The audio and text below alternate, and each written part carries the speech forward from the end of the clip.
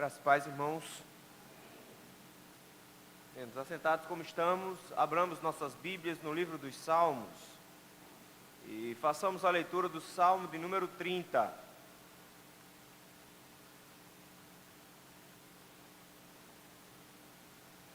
Livro dos Salmos, Salmo 30.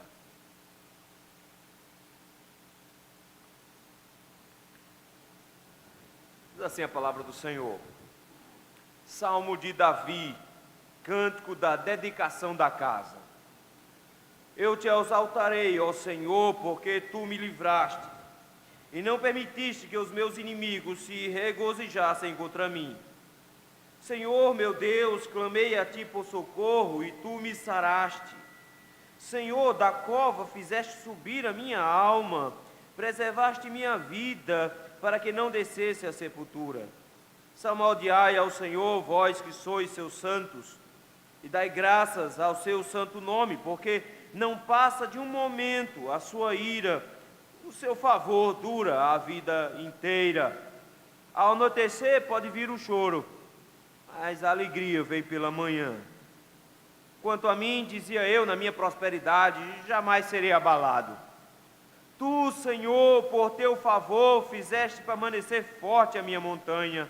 Apenas voltaste o rosto, fiquei logo conturbado. Por ti, Senhor, clamei, ao Senhor implorei. Que proveito obterás no meu sangue, quando baixo a cova? Louvar-te-á porventura o pó? Declarará ele a tua verdade? Ouve, Senhor, e tem compaixão de mim. Sê tu, Senhor, o meu auxílio. Converteste o meu pranto em folguedos, tiraste o meu pano de saco e me cingistes de alegria, para que o meu espírito te cante louvores e não se cale. Senhor, Deus meu, graças te darei para sempre. Bendito seja o teu nome, Senhor, louvado seja-o para sempre. Queremos te bendizer e te louvar, Senhor, porque reconhecemos a maravilha do Senhor, reconhecemos a graça do Senhor, reconhecemos, meu Deus, o privilégio que temos de nos reunirmos com o teu povo e buscarmos, meu Deus, a tua presença, ouvirmos a sua voz, lermos a tua palavra. Senhor, que bênção é podermos nos reunir com os nossos irmãos e buscar a tua presença. E nesse momento, Senhor, nós somos ainda mais abençoados quando temos nas nossas mãos a tua palavra, Senhor, e temos o privilégio de ouvir a sua voz exposta por meio dela. Por isso, Senhor, nós te rogamos graça, para que o Senhor fale com cada um de nós hoje à noite, que cada um tenha o seu coração modificado diante da sua palavra. No nome de Cristo Jesus é que nós te rogamos. Amém. Todos nós somos levados a tomar decisões diariamente. Às vezes decisões pequenas e insignificantes, que roupa sair, que comida comer. Às vezes decisões mais sérias, mais importantes, com quem me casar, devo sair do emprego. Algumas decisões não têm nenhuma consequência se der errado. Outras decisões se tornam consequências terríveis, como más decisões tomadas na criação de filhos, que levam à destruição de vidas de pais e de filhos no final. Mas quando nós tomamos decisões grandes e equivocadas, com certeza a pior sensação que existe é quando nós descobrimos que não é possível voltar atrás em determinadas decisões. Mas como é bom saber também que em determinadas decisões, que também são sérias, o Senhor ainda nos dá a chance de termos uma segunda chance de, voltando atrás, resolvermos a nossa vida. O Senhor nos convida todos os dias a decidirmos ao lado dEle, a decidirmos por servi-lo, a andar ao lado dEle. Mas muitas vezes, meus irmãos, essas chances são desperdiçadas e as decisões erradas são tomadas. Mas louvamos a Deus, porque enquanto o Senhor não nos leva, Ele nos sempre garante uma segunda chance. E é sobre isso que eu gostaria de meditar com os irmãos hoje à noite, sobre o Senhor nos dando uma segunda chance, e de como essa chance é uma bênção para cada um de nós. O salmo que nós acabamos de ler, meus irmãos, logo de cara está dito que é escrito por Davi. O texto já diz isso lá no seu prólogo. Salmo de Davi. A pergunta é: em que momento esse salmo foi escrito?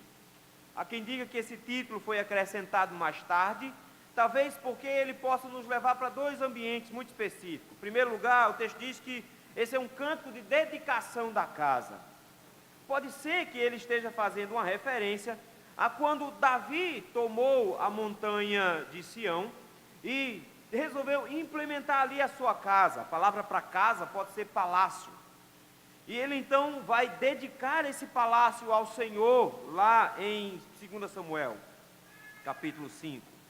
E nessa dedicação que ele tem lá nessa casa, ele contempla a grandeza do seu reino, ele contempla o tamanho das bênçãos que o Senhor deu, e de como o Senhor se tornou próspera a sua vida. É tanto que ele fala, por exemplo, de que a montanha dele, ele pensou que ela permaneceria forte para sempre, versículo 7. A montanha do o monte onde estaria Jerusalém, ele pensou, permanece para sempre. Isso gerou nele arrogância, e é possível que esse salmo seja uma consequência da punição divina contra a arrogância de Davi naquele momento. Mas a palavra para casa também pode ser não só palácio, como pode ser o templo. E aí, ao invés de nós termos uma referência a 2 Samuel, nós temos na verdade uma referência a 1 Crônicas capítulo 21, quando ele vai inaugurando o templo, e nessa inauguração do templo, essa casa agora consagrada ao Senhor, para a adoração do próprio Deus, gerou em Davi de novo uma sensação equivocada. E o texto nos diz que logo após a inauguração, ele teve uma ideia louca, que foi fazer um censo em Israel. E esse pecado foi grave aos olhos do Senhor, de maneira que Deus levantou-se contra aquele povo e matou 70.000 homens em Israel por causa do pecado de Davi. Há quem diga que esses 70.000 homens morreram de doença, o que podia falar sobre, por exemplo, o versículo 2, quando ele trata de Sarastime. Seja como for, o contexto desse salmo, meus irmãos, vai falar de enfermidades, vai falar de dores, vai falar de morte chegando próximo, vai falar de uma situação perigosa, vai falar de choro, vai falar de ira de Deus, mas vai falar ao mesmo tempo de, em meio a essa mão do Senhor pesando sobre Davi, a bênção que Davi possuiu, quando o Senhor deu uma segunda chance a ele.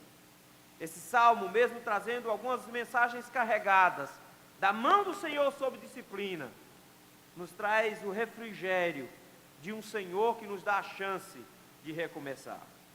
O pregador escocês George Morrison, ele dizia exatamente isso: a vida cristã vitoriosa é uma série de recomeços. Nesse sentido, meus irmãos, buscando e entendendo essa bênção da segunda chance, Warren Wiersbe nos propõe algumas divisões, e eu gostaria de, usando as divisões de Warren Wiersbe, trazer para os irmãos essa bênção da segunda chance. A pergunta é: quando se dá essa bênção da segunda chance? Em primeiro lugar, a bênção da segunda chance nos se dá quando Deus nos dá a vitória, nos tirando da morte para a vida, versículos de 1 a 3. O texto já começa dizendo que ele tem um motivo muito claro para louvar o Senhor. Ele diz: eu te exaltarei, ó Senhor. O que acontece, meus irmãos, que Davi tem três problemas básicos aqui. Primeiro problema, ele tem inimigos ao seu redor, versículo 1. Além disso, de problemas, ele tem problemas em si, ele tem aflição dentro dele. Note que ele fala o tempo todo de que ele está em sofrimento. E pior de todos, ele vai ver que ele tem não só isso, mas ele tem um terreno escorregadio onde ele está pisando, e que de alguma forma ele perdeu completamente o controle da situação. E ele começa o seu salmo no versículo de 1 dizendo: eu te exaltarei, Senhor, porque tu me livraste. Esse salmo é bonito, meus irmãos, porque ele começa e termina com graças a Deus, com louvor ao Senhor. Mas que livramento Davi está pensando? Ele está pensando no fato de que, porque o Senhor se levantou contra ele, os inimigos estão se regozijando com a derrota dele. E muito parecido com o que aconteceu mais tarde com Ezequias, muito parecido com o que o próprio apóstolo Paulo em Atos 20 vai falar, de quando os inimigos do Senhor se alegram quando veem o Senhor batendo em um dos seus filhos. Davi se levanta agora e diz: Senhor, o Senhor me livrou. O Senhor não permitiu que os meus inimigos se alegrassem contra mim. De forma que a sua disciplina foi dura, mas a sua disciplina foi rápida e não deu tempo dos inimigos comemorarem. Mas ela não foi por ter sido rápida, pequena. Pelo contrário, ela foi terrível, versículo número 2. O texto diz: Senhor meu Deus, clamei a ti por socorro e tu me saraste. Ele está dizendo que a situação emocional em que ele se encontrou foi tão grave e foi tão profunda, que ele não só orou a Deus, ele não só pediu a Deus, mas todas as palavras do texto, pode olhar o tempo todo, é clamar, suplicar, rogar. A ideia dele é que ele não só orou a Deus pedindo uma saída, mas a situação era tão séria, que isso levou a colocar toda a sua força emocional em suas orações. Ele diz: incessantemente, com toda a força da minha alma, eu clamei ao Senhor por socorro. E o incrível nisso tudo é que mesmo em meio a uma punição vinda da parte de Deus, mesmo em meio ao Senhor o disciplinando, o texto de repente nos diz que o Senhor o livrou, o Senhor o sarou. A palavra para sarar pode significar doença física, mas também é usada em alguns momentos para doença espiritual. É como se ele estivesse dizendo: o Senhor me restaurou, o Senhor consertou as coisas, o Senhor resolveu as coisas. Mas que profundidade foi esse sofrimento? Note a situação em que ele se encontrou, versículo número 3. O Senhor, da cova fizeste subir a minha alma. Ele procura algo a comparar. Como comparar aquilo pelo qual ele está passando? O que está no seu coração, os seus sentimentos? Aqui ele deveria comparar. Ele diz: eu comparo uma morte. Ele compara a morte, meus irmãos, porque ele entende que essa era a situação mais próxima de descrever o desespero em que ele se encontrava. A palavra que ele usa aqui para descer a cova e depois o Senhor fazer subir a alma dele, é uma palavra utilizada, meus irmãos, para descrever alguém que vai puxando com uma corda o balde de dentro do poço, onde o poço, sendo tão profundo, o balde se encontra tão profundo que não dá para ver por causa da escuridão, mas que a pessoa vai arrastando a corda e aos poucos o balde vai surgindo e aparecendo, saindo de dentro daquele buraco. Ele diz: foi assim que o Senhor fez, eu estava enfiado lá dentro. E a palavra que ele usa literalmente aqui, quando ele diz da cova, e mais tarde ele usa a expressão 3, no versículo 3, sepultura, é o lugar onde os mortos vivem, é lá onde eles estão. Ele está dizendo que ele desceu à morte, ele esteve no mais profundo da vida. Ele diz: o Senhor me arrastou de lá de dentro, o Senhor me tirou lá de dentro, e o Senhor me preservou a vida, e o Senhor não me deixou ficar na morte, pelo contrário, o Senhor não me permitiu ficar nessa situação sem saída. Queridos, todos nós já estamos nessa situação. Você pode pensar assim: que bom que eu não passei por isso. Você pode estar pensando assim: só o Valber passou por isso. Mas não, meus irmãos, a Bíblia nos diz que todos nós estamos mortos em nossos delitos e pecados. Os nossos pecados nos enfiam em um poço. E por isso mesmo o texto nos apresenta o fato de que nós precisamos nos lembrar que a bênção do Senhor na segunda chance se dá quando Ele nos promete nos tirar da morte para a vida, quando Ele nos promete, quando nós clamamos por Ele, nós rogamos por Ele, Ele nos resgatar de um tremendal de lama e colocar os nossos pés sobre uma rocha e nos firmar os passos, porque todo aquele que crê no Senhor Jesus passou da morte para a vida.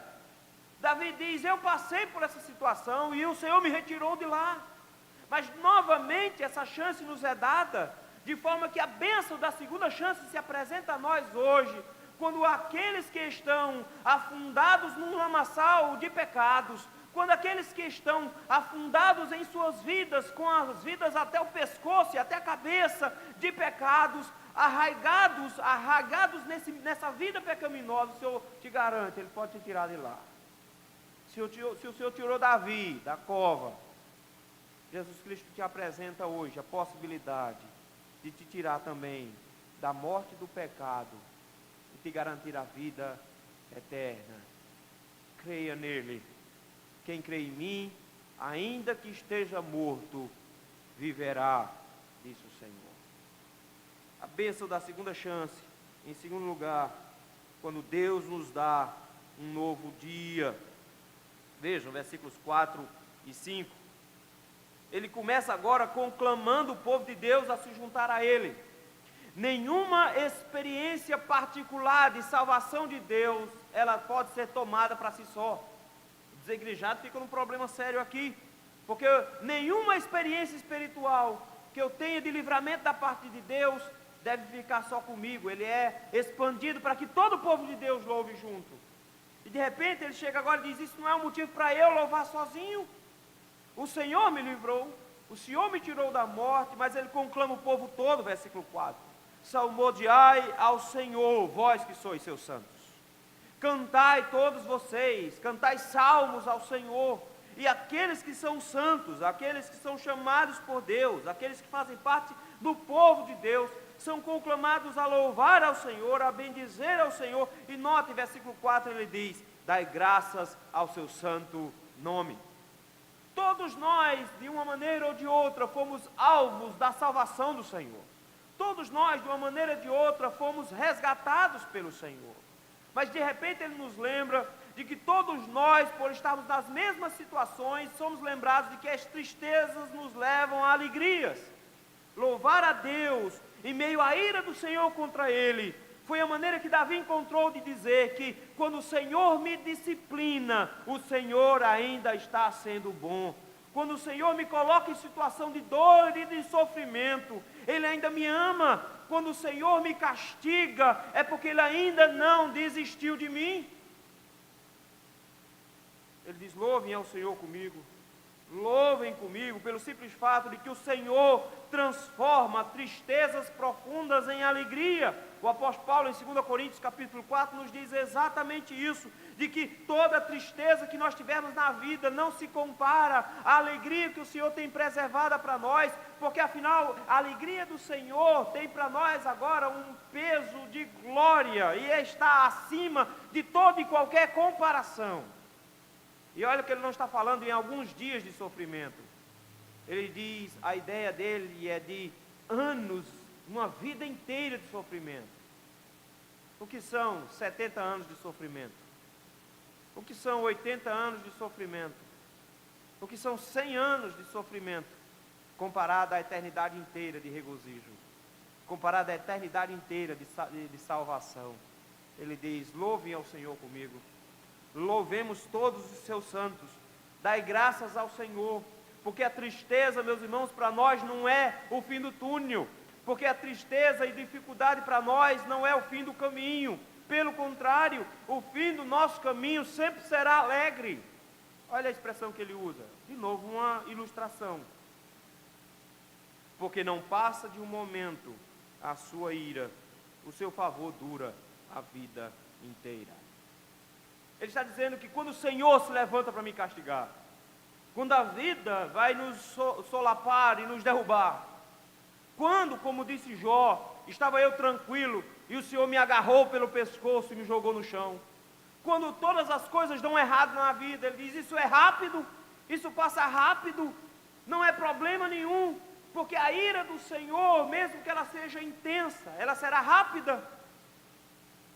Ele diz, todo sofrimento é curto, ele passa, mas a graça, o favor de Deus, ele diz, esse não, esse acompanha a vida toda, esse extrapola até depois da morte, o favor do Senhor nos acompanha o tempo inteiro. Queridos, ele nos lembra de que todo e qualquer sofrimento perde o sentido quando nós olhamos para Jesus Cristo. Ele nos lembra de que sempre que tivermos em sofrimento, nós temos a opção de comiseração, de ficar reclamando, de ficar xingando, ou de louvar e engrandecer a Deus, porque o Senhor está sendo muito generoso em meio a tanto sofrimento.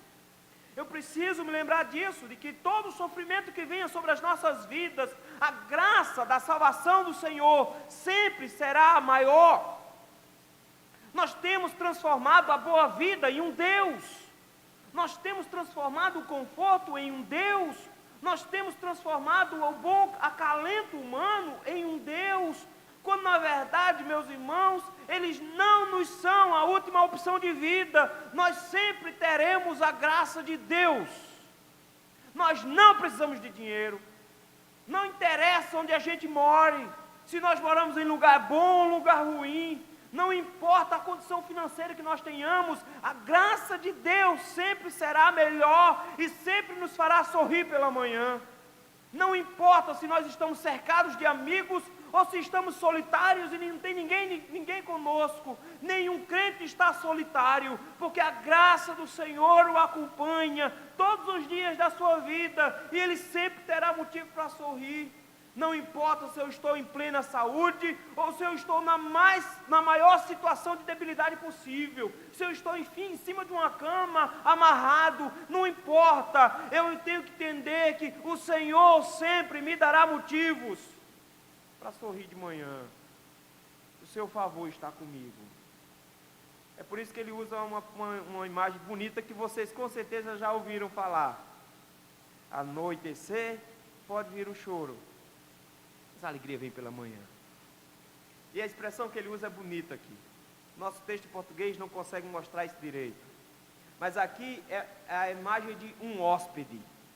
É como se ele estivesse dizendo assim, de uma tardezinha, a tristeza vem para passar a noite. E você é obrigado a ficar com ela a noite todinha. Mas não se preocupe, ela veio só passar a noite. De manhã ela vai embora de novo. Ele nos lembra, meus irmãos, que mais tarde um profeta chamado Jeremias vai nos lembrar disso.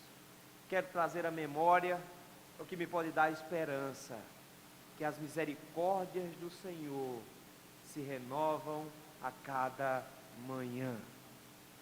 Ele está dizendo o favor do Senhor, a misericórdia do Senhor, o cuidado do Senhor é o que nos sustenta. A alegria do Senhor é a que é a nossa força. Mesmo que tudo ao nosso redor nos encaminhe para o contrário. Mesmo que tudo ao nosso redor diga, você não tem motivo para ser feliz. Tudo está desgraçado ao seu lado. Não tem nada que preste. Em meio aos sofrimentos e dores, o Senhor nos lembra que os sofrimentos são rápidos, mas a graça do Senhor é eterna. Ele nos lembra que tudo pelo qual nós passamos, mais tarde vai ser esquecido. Quando nós chegarmos no céu, Ele nos enxugará dos olhos toda a lágrima. Nós precisamos louvar a Deus, meus irmãos. E louvar a Deus também pelos sofrimentos. Louvar a Deus também pelos perrengues. Louvar a Deus também pelo aquilo que Ele nos tirou. Porque o Senhor é gracioso quando nos põe em disciplina. O autor aos Hebreus nos diz, meus irmãos, que tenhamos cuidado se não estivermos sob disciplina. Porque se não estivermos sob a disciplina do Senhor, é porque somos bastardos e não filhos. Mas o Senhor disciplina o filho a quem Ele ama. Está tudo complicado. Lembre-se de Paulo e Silas, presos numa masmorra na cidade de Éfeso. O texto nos diz que à meia-noite eles reclamavam do fedor da caatinga, reclamavam das algemas, estavam lá desconfortáveis, não conseguindo dormir com calor infernal, muriçoca aperreando. Não era assim? Não, o texto diz que à meia-noite eles cantavam ao Senhor, eles louvavam ao Senhor. O que faz homens comuns numa situação como essa cantar e louvar ao Senhor? É porque ele sabia que aquelas algemas eram temporárias. Ele sabia que aquele sofrimento ia passar, e na hora que ele passasse, isso ia dar refrigério. Era só uma noite que a tristeza pediu para passar com eles. Só isso.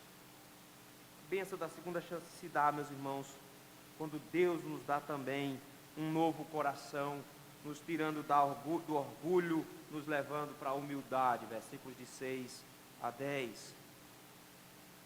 Davi agora vai explicar porque ele passou por isso. Você pode olhar para os problemas dele e dizer, que bênção, Davi passou por um perrengue, o Senhor o livrou, eu quero isso aqui também. Mas os versículos de 6 a 10 ele diz, eu quero dizer para você o motivo pelo qual eu entrei nessa esparrela. Eu quero dizer a vocês o motivo pelo qual eu passei por tudo isso. Porque os motivos do sofrimento de Davi não foi porque Deus, em um ato masoquista, os quis ver sofrer, mas foi porque ele buscou o sofrimento para a própria vida dele. Como ele fez isso? Versículo 6. Ele diz: quanto a mim, dizia eu na minha prosperidade. O que é que ele dizia? Jamais serei abalado. Qual é o maior perigo que nós corremos, meus irmãos? Não é quando nós estamos em sofrimento. O apóstolo Paulo vai nos dizer que quando ele pensou que estava forte, aí mesmo foi o momento que ele esteve fraco.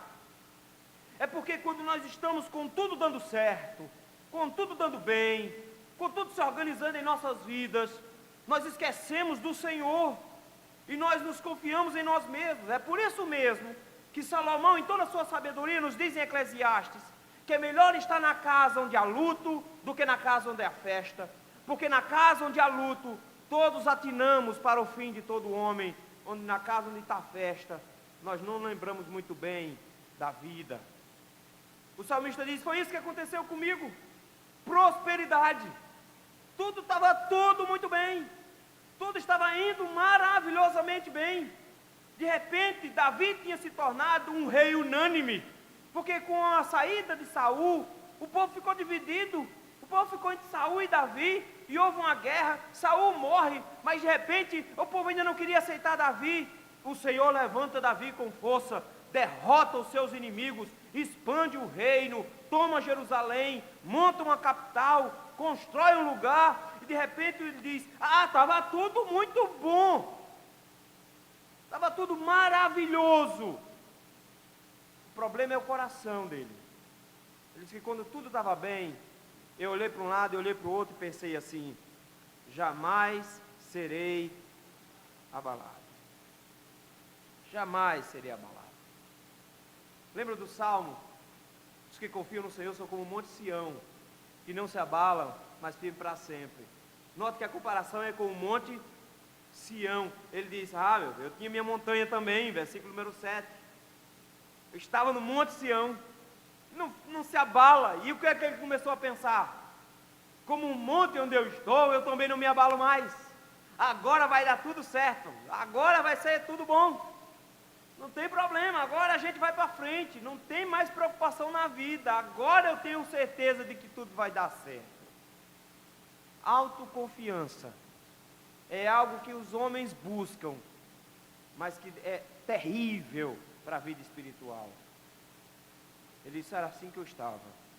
Eu vi a prosperidade que Deus me deu, e eu pensei: nunca mais eu vou passar por esparrela, nunca mais eu vou passar por uma situação difícil. O que é que ele esqueceu? Que toda situação boa na vida, que toda prosperidade pela qual nós passamos na vida, é bênção do Senhor. Olha aí, versículo de número 7. Tu, Senhor, por teu favor, fizeste permanecer forte a minha montanha. Ele agora tem uma conclusão que ele não tinha antes. Ele olhou para a vida e diz: agora está tudo bem, agora está tudo normal, tudo está dando certo, agora eu vou para frente, porque as coisas agora estão encaminhadas. O que ele tinha esquecido é que as coisas só dão certo quando o Senhor as mantém dando certo. Ele esqueceu de que era o Senhor quem conduzia as coisas. E ele diz agora no versículo 7, foi o favor do Senhor, foi a graça do Senhor, foi a misericórdia do Senhor que me garantiu prosperidade, foi a misericórdia do Senhor que fez com que eu vencesse os inimigos, foi a misericórdia do Senhor que fez com que eu expandisse o território de Israel, foi a misericórdia do Senhor que me deu o monte Sião, foi a misericórdia do Senhor que me ajudou a derrubar Jerusalém e a conquistá-la, foi a misericórdia do Senhor. Como é que ele sabe disso? Apenas voltaste o rosto e fiquei logo conturbado. O que ele está dizendo é que o Senhor não virou as costas para ele, notou? Ele não está dizendo que o Senhor virou as costas. O que é que o Senhor precisou fazer só? Tirar o olho 5 segundinhos. A Bíblia nos diz, meus irmãos, de que os animais marinhos estão lá em suas vidas tentando sobreviver. Mas a palavra de Deus diz que se o Senhor virar o rosto, eles param de respirar. Precisamos entender que o mundo não está funcionando no automático. O mundo está funcionando porque o Senhor mantém funcionando. Você não tem controle nem sobre o próprio corpo. Por exemplo, experimenta dizer aí para o coração, para. Ele não vai parar não, ele não obedece. Por isso mesmo não adianta cantar outra música, bate, bate coração, que ele também não manda nisso. Não faz diferença nenhuma você mandar ele parar ou mandar ele bater. Porque quem manda no coração é o Senhor. E ele fica olhando para esse coração, para que ele continue batendo. E o que Davi está dizendo é que se o Senhor tirar um olhinho de nós, um segundinho que seja, tudo para, tudo desmorona, porque é o olhar atento de Deus que mantém as coisas em ordem, é o olhar atento de Deus que mantém as coisas funcionando. Ele diz, não, o Senhor não me virou as costas, ele só olhou de lado 5 segundinhos. Enquanto ele olhava de lado, eu fiquei logo conturbado. A palavra conturbada, conturbado aqui, meus irmãos, é extremamente forte. É a mesma palavra, por exemplo, usada para descrever o terror, a angústia, a agonia intensa que Saul enfrentou quando estava diante da feiticeira, lá em 1 Samuel capítulo 28. O texto nos diz que ele estava extremamente angustiado, em agonia. Davi diz, se o Senhor tira os olhos de nós um segundinho sequer, toda a agonia do mundo e a angústia do inferno vai se apoderar de mim, e eu vou cair em tribulação e tristeza. É impressionante, meus irmãos, que em toda essa situação ele diz, eu preciso me lembrar disso, porque foi esquecer disso que me fez entrar numa situação difícil, foi esquecer que a prosperidade vem do Senhor. Mas nesse momento agora ele diz, por ti, Senhor, clamei ao Senhor, implorei. Diz, agora eu vou orar a Deus, eu vou clamar ao Senhor. E ele descreve a oração dele, e a oração dele é esquisita, porque a oração de Davi é uma oração sincera. Ele não chega enrolando, fingindo que as coisas estão tudo bem. Não, ele chega com todas as letras. E note que coisa bonita, do mesmo jeito que Jó fez enquanto estava em sofrimento, ele argumenta muito bem. Ele argumenta de forma humana, às vezes um pouco tosca, mas ele argumenta. E por que essa oração é digna de confiança? Porque ele não coloca os seus interesses na frente, notaram aí? Ele não está dizendo, Senhor, eu estou sofrendo. Ele diz, não, Senhor, vamos fazer um negócio aqui. O que o Senhor está fazendo é um negócio complicado. O Senhor deveria mudar de ideia. Olha como é que ele propõe aqui. Senhor, vamos conversar aqui. Que proveito obterás no meu sangue quando baixo a cova? A pergunta dele para o Senhor é boa. Senhor, a palavra proveito aqui, ela é comercial. Ele foi lá no comércio, pegou a ideia de lucro. Ele olha para Deus e diz, Senhor, o Senhor ganha o que se eu morrer? A resposta de Deus poderia ser, nem ganho nem perco, meu filho. É indiferente. Ele fez, não, Senhor, eu vou mostrar que o Senhor perde. Versículo 9. Louvar-te-á porventura o pó? Declarará ele a tua verdade? Ele não está dizendo que quem morre não para de louvar a Deus, porque as almas continuam louvando ao Senhor. Mas louvar ao Senhor e proclamar a verdade é a mesma coisa aqui. Ele está dizendo, Senhor, se eu morrer, quem vai pregar? Senhor, se eu morrer, quem vai dizer para as pessoas a sua graça? Senhor, o Senhor vai perder um missionário. O Senhor vai perder. O Senhor, veja só, olha o negócio. O Senhor tem muito a perder então. Ele olha para Deus e diz, eu quero continuar te servindo. E o Senhor tem muito a ganhar se eu continuar vivo. Esse argumento é fraco. Esse argumento não serve para mudar a opinião do Senhor. Mas esse argumento mostra como até uma oração em desespero. Notou que ele está desesperado? Ele está com medo de morrer. Mas uma oração em desespero de um crente coloca os interesses de Deus na frente dos interesses dele. Ele chega aqui e diz, o importante é que o Senhor lucre. Porque se Deus dissesse para ele, eu lucro mais com a sua morte, o que é que ele tinha que fazer? Morrer. Mas ele chega agora e diz, Senhor, tem misericórdia de mim. Mas esse argumento para ele não é o suficiente. Versículo 10 está o motivo pelo qual lhe foi respondido. No versículo 10 ele diz: ouve, Senhor, e tem compaixão de mim. Sê tu, Senhor, o meu auxílio. Eles dão um argumento muito bom. Ele está dizendo: o Senhor não vai ter lucro se eu morrer. Pelo contrário, pode ser que o Senhor tenha uma perda. O Senhor pode perder um adorador. O Senhor pode perder um proclamador da tua verdade. Como é que as pessoas vão conhecer o Senhor se não tiver quem diga: olha aí, eu vou estar disposto a isso. Mas no versículo 10 ele chega e diz: Senhor, tem compaixão. De repente ele nos lembra, meus irmãos, de que a grande bênção disso tudo, em Davi, foi que o Senhor o amassou. O mesmo homem que no versículo 6 está dizendo: jamais serei abalado, é o mesmo homem que está no versículo 10 dizendo: tem compaixão de mim. O homem que está dizendo lá: eu não preciso de nada, eu tenho tudo o que eu preciso, é o homem que no versículo 10 está dizendo: eu não tenho nada, eu preciso de tudo. Os sofrimentos, as angústias, meus irmãos, servem-nos para mudar o nosso coração, para nos tirar a arrogância, o orgulho e nos humilhar. Quando nós fazemos a pergunta: por que o Senhor mandou Israel para o deserto por 40 anos em meio a sofrimentos? O Senhor diz com todas as letras no início do livro de Deuteronômio: eu te mandei lá para te provar, para te humilhar, para que você entenda que eu sou o Senhor. O Senhor nos coloca em situação de sofrimento, meus irmãos, para quebrar a nossa crista, para furar o nosso balão, para baixar a nossa bola, para nós entendermos de uma vez por todas que Ele é importante e que nós não valemos nada. Davi chega agora pianinho, humilde, diz: Senhor, tem compaixão. A mesma palavra que vai usar mais tarde um cego na cidade de Jericó, dizendo: Jesus, filho de Davi, tem compaixão de mim. Davi ensinou aquilo para aquele cego, quando Davi disse: tem compaixão de mim, sê tu, Senhor, o meu auxílio.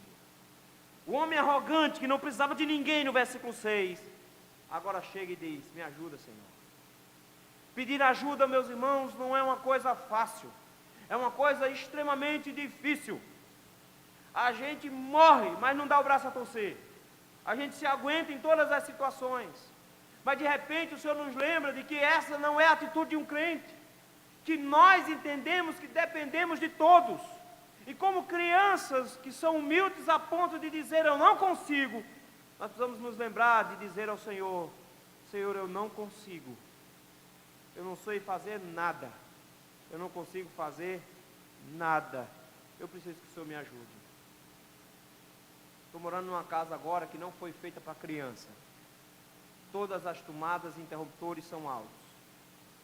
Todas as cabides de toalha são altos. Tudo é alto. Os meninos precisam pedir ajuda o tempo inteiro.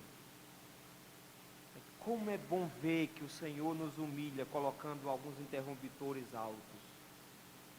Só para você olhar para eles: olha, meu filho, baixa a crista e diz: pede para eu apertar o botão, senão tu vai ficar no perrengue. Clamar ao Senhor de forma humilde é a bênção da segunda chance. Uma quarta e última bênção, meus irmãos, da segunda chance, é quando Deus nos dá um novo cântico, nos tirando do pranto e nos levando para a alegria de novo. Versículo número 11, ele diz: olha o que o Senhor fez comigo.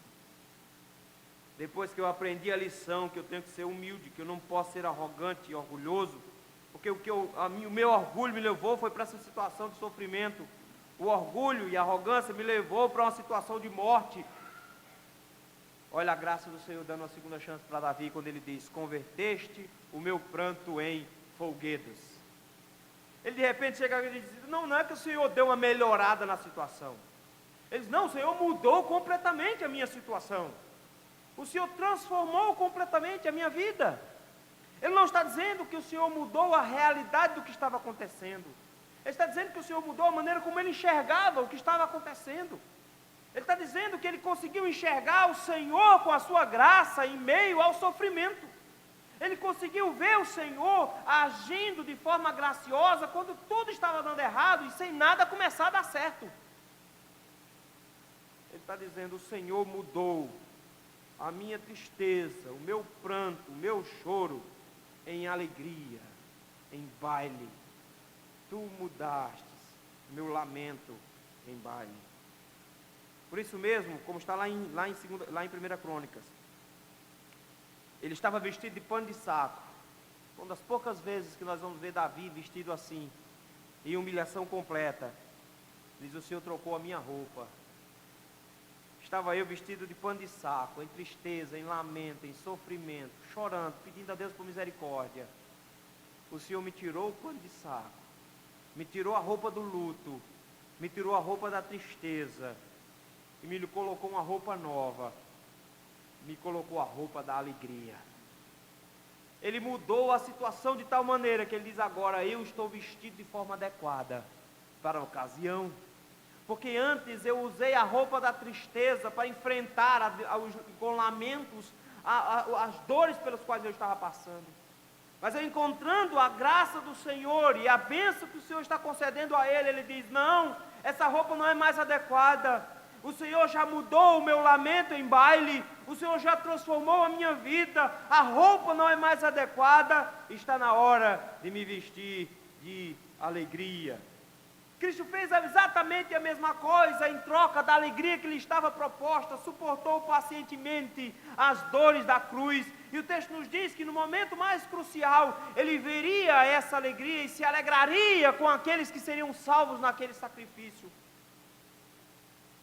A Bíblia nos orienta agora a nos alegrarmos em meio ao sofrimento. Capítulo 42 de Jó não começa com Jó se dando bem.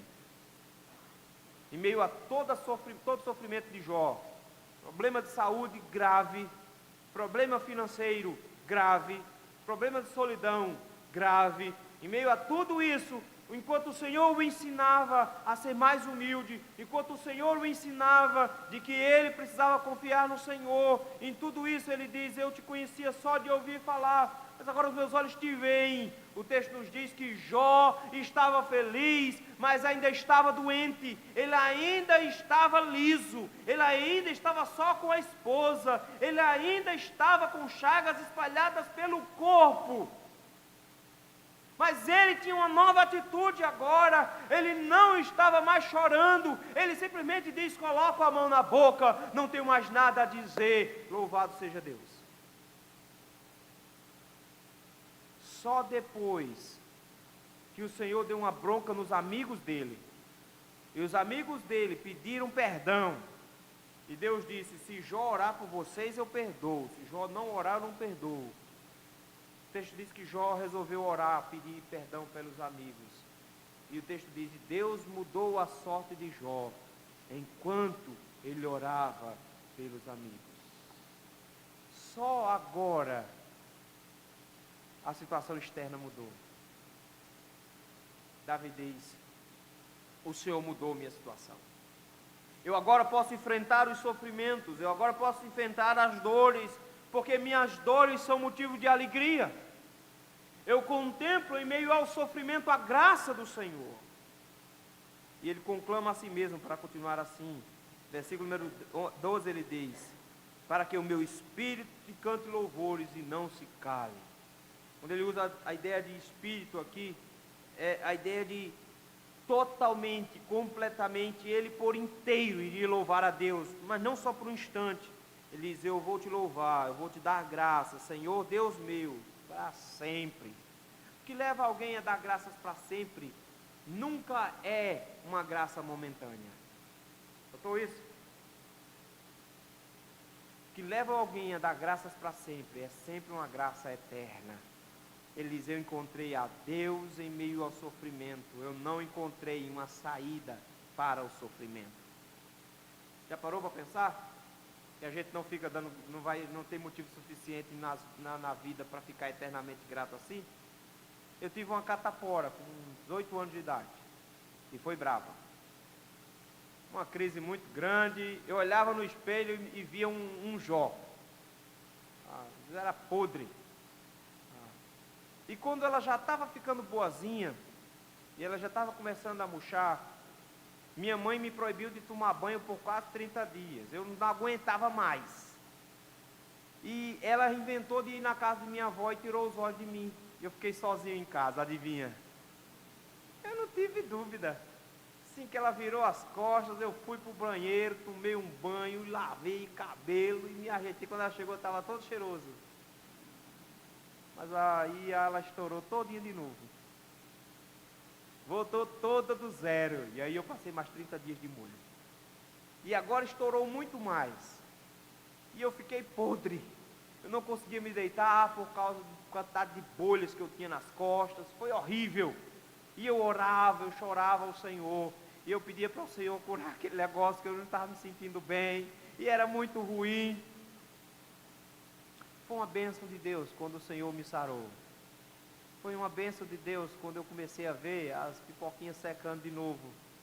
Eu me lembro de como foi uma bênção de Deus ir para a igreja, parecendo uma galinha pintadinha.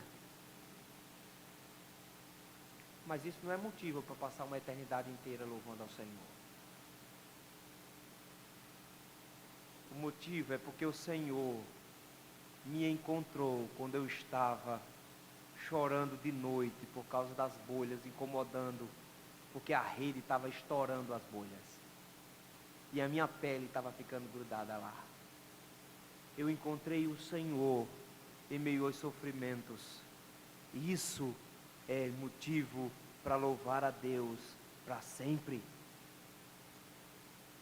Meus irmãos, conseguir coisas é bênção de Deus. Conseguir livramentos é bênção de Deus, nós devemos louvar ao Senhor. Mas nós temos motivos para louvar ao Senhor para sempre. O Senhor nos encontrou. O Senhor estará sempre conosco. E Ele há de nos transformar em vida, para que meio aos sofrimentos, nós ainda tenhamos paz, nós ainda tenhamos alegria. O Senhor nos dará sempre uma segunda chance de nós encontrarmos essas saídas. Lições a gente pode tirar rapidamente para levarmos para casa. Em primeiro lugar, meus irmãos, nós precisamos nos lembrar de que o Senhor nos deu a bênção de sermos salvos, nos retirando do império das trevas, nos transportando para o reino do Filho do seu amor. A nossa alma também estava afundada num lamaçal terrível, num poço terrível. O Senhor nos arrastou de lá de dentro. Meu irmão, você não estava meio perdido, você estava completamente perdido. Não é que você estava numa situação com lama até a canela. Não, meu irmão, você estava numa areia movediça até o pescoço. Era impossível sair de lá, mas o Senhor te resgatou. Você ainda acha que tem problema hoje? Você ainda acha que tem dificuldades? O Senhor te conclama a louvá-lo porque Ele te resgatou. Glorificar ao Senhor, porque o Senhor te tirou da sepultura, o Senhor te ressuscitou espiritualmente pela fé em Jesus Cristo. E se por um acaso você está enfiado ainda num lamaçal de pecados, se por um acaso você está ainda nessa situação, se o cheiro de morte te acompanha, creia em Jesus Cristo e serás salvo tu e tua casa, porque todo aquele que vive e crê em mim não morrerá eternamente, garante Jesus. Creia no Senhor, louve ao Senhor, porque a graça do Senhor é magnífica. Os sofrimentos vão sempre vir a nós, mas eles sempre serão momentâneos, eles sempre serão passageiros. Nós temos a alegria da presença do Senhor para sempre. Todos aqueles que têm o Senhor ao seu lado enfrentarão as dificuldades e as dores com muito mais satisfação, porque eles sempre saberão que o Senhor os acompanha sempre. A noite pode pedir para passar, a tristeza pode pedir para passar uma noite na sua casa. Essa noite pode durar alguns meses. Essa noite pode passar até um ano, a vida toda. Mas o Senhor enxugará dos nossos olhos toda lágrima. Vai valer a pena todo o sofrimento da vida. Baixe a bola, meu irmão. Aprenda a ser humilde. Quando nós achamos que não precisamos de mais ninguém, nem do Senhor, nós estamos a um passo da desgraça. Os arrogantes têm Deus como inimigo. O Senhor nos conclama a olharmos para os sofrimentos que Ele nos faz passar, para baixar a nossa bola e para dizer: você precisa de mim, você não precisa de outras coisas. Quando o Senhor nos coloca em situação difícil, nos tirando a saúde, nos tirando o sustento, nos tirando o conforto, não pense que Ele está te abandonando. Lembre-se, Ele está te lembrando: você só precisa dEle, você não precisa dessas coisas. Em último lugar, louve ao Senhor. Louve ao Senhor, porque o Senhor muda a sua vida, te dando motivos reais de alegria, se alegrando nele, não nas coisas que Ele dá. Porque ao final das contas, a graça do Senhor te alcançando é o único motivo que nos levará a cantar por toda a eternidade. Que o Senhor nos ajude a aplicar assim essas verdades ao nosso dia a dia.